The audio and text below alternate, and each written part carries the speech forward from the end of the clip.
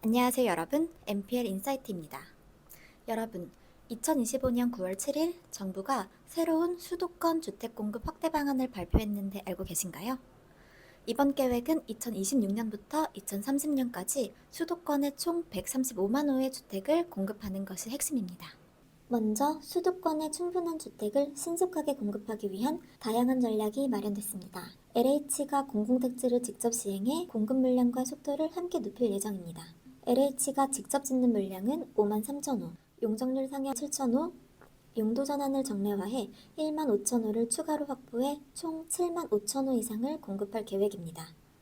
또한 택지 사업의 단계별 조기화 전략을 통해 사업 기간을 2년 이상 단축하고 약 4만 6천 호를 조기에 착공할 예정입니다.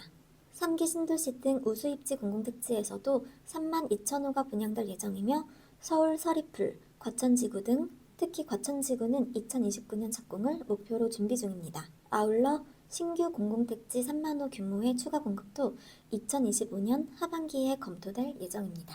다음은 도심 내 유휴부지와 노후시설을 활용한 공급 확대 방안입니다. 먼저 노후 공공임대주택은 용적률을 최대 500%까지 높여 전면 재건축하고 도서관이나 체육시설 등 주민 편의시설을 함께 갖춰 2만 3천 호 규모로 공급할 계획입니다. 노후 공공정사는 개발 검토를 의무화하고 국가가 직접 인허가를 담당해 신속히 공급할 계획입니다. 특히 청년, 신혼부부, 지역 주민에게 우선 입주 기회를 제공할 예정입니다. 공급 규모는 약 2만 8천 호입니다.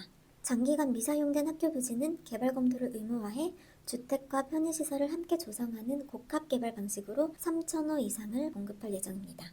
또한 도심 내 유휴 부지인 성대야구장, 위례업무용지, 한국교육개발원, 강서구 공공시설 부지 등을 활용해 다양한 형태의 주택을 추가로 공급할 계획입니다. 정비사업 역시 대폭 활성화됩니다. 먼저 공공도심 복합사업 시즌2를 통해 용적률 인센티브를 확대하고 사업 일몰제 폐지로 사업 상설화를 통해 약 5만 호가 공급될 예정입니다.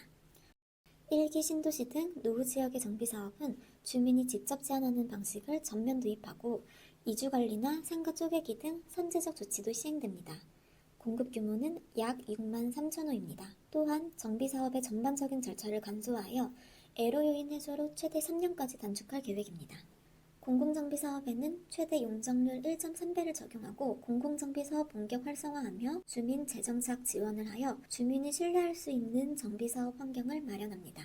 이 모든 개선을 통해 약 23만 4천 호를 공급할 계획입니다. 민간주택 공급 여건도 함께 개선됩니다. 우선 인허가 절차를 간소화하고 통합심의 범위를 확대해 행정속도를 높입니다.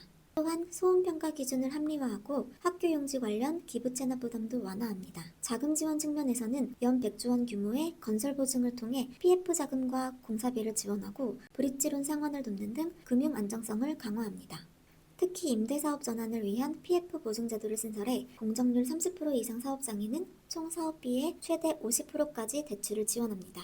조기 착공을 유도하기 위해 미분양 매입 확약 2만 3천 호 금융 인센티브도 제공합니다. 또한 신속 공급 모델을 확대해 신축 매입 임대 14만 호, 공공지원 민간임대 2만 1천 호를 공급하고 모듈러 주택과 공실 상가, 생활 숙박시설 등을 활용한 다양한 형태의 주택도 확대할 계획입니다.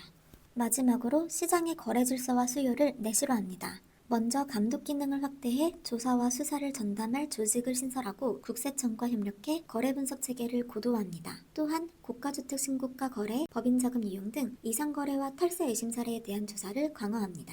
자금 출처 계획서에는 금융기관명을 기재하도록 하고 자금 항목도 세분화해 투명성을 높입니다. 토지거래 허가구역은 국토교통부 장관이 직접 지정할 수 있도록 확대하고 가계부채 관리도 강화합니다. 규제지역의 LTV는 기존 50%에서 40%로 낮추고 수도권 내 주택매매나 임대사업자는 LTV를 0%로 제한합니다. 또한 수도권 규제지역의 1주택자의 전세대출 한도는 2억 원으로 규제합니다. 마지막으로 주택담보대출의 금액별 출연료율도 2026년 4월부터 차등 적용됩니다. 평균 대출액 이하 0.05%, 평균 초과해서 2배 이내는 0.25%, 2배 초과 대출은 0.3%로 추정됩니다.